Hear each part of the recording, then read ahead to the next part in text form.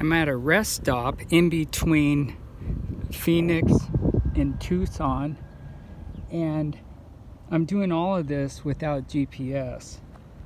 I could do GPS, but being before the internet, being raised before the internet, I feel like I'm getting a little soft.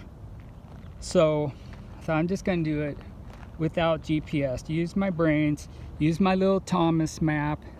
Well, it's not a Thomas map, but just a guide of different states. Use that, and then if I don't know where to go, I'm just going to ask people.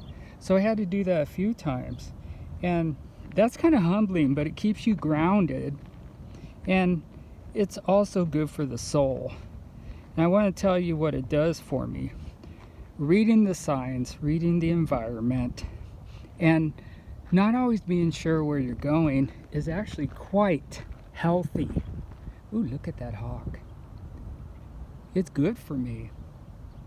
So I'm enjoying myself, going a little bit of old school. And at one point I was convinced that instead of going south, I was going east, because I saw that the city of Buckeye was coming up, and I thought, west. I thought, oh crap, I've gone the wrong way.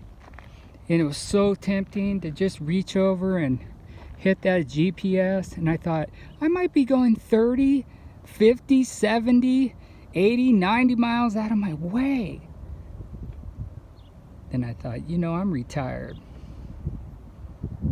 I ain't got nothing but time. Let's keep it like this. And I told my friend that I would do it all old school, no GPS today.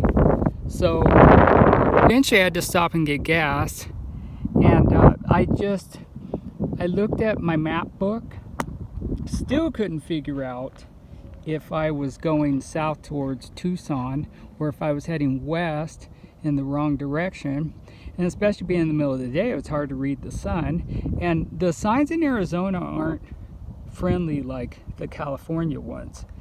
You would see like every 2 or 3 miles a guide on the freeway and a sign telling you how to get to the next major city.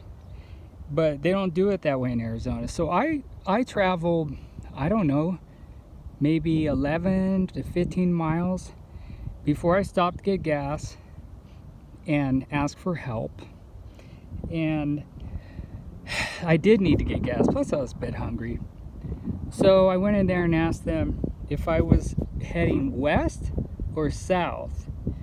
Well, the one young guy didn't know, so he asked another young guy, and then he said I was heading south. And so I said, he said, well, where are you trying to get to? And I said, Tucson. And he said, yeah, you're heading south. I was like, oh, good. So I filled up the tank. Right now, gas in Arizona is $1.50 cheaper than California as of the end of April 2025. And then I hopped in my car and I kept going south, but I still did not know I was going south. It still completely felt like I was going west. And then eventually I thought, oh yeah, just look for a sign that says south off to the side of the road. Sure enough, there was a sign that said south.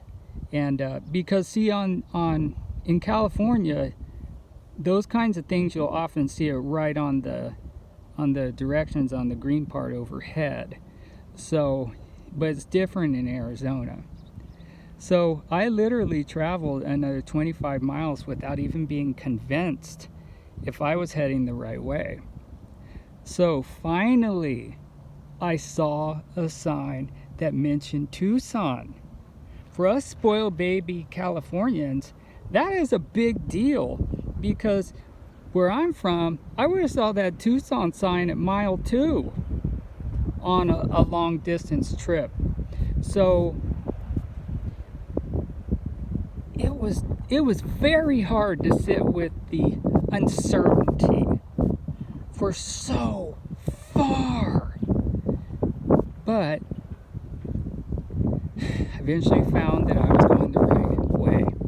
And a solar flare could come out from the sun, or an enemy nation can explode a nuclear bomb up in our upper atmosphere at any time and knock out our electronics and send us back a couple centuries, and we don't even know how long it would take us to get back to where we need to be.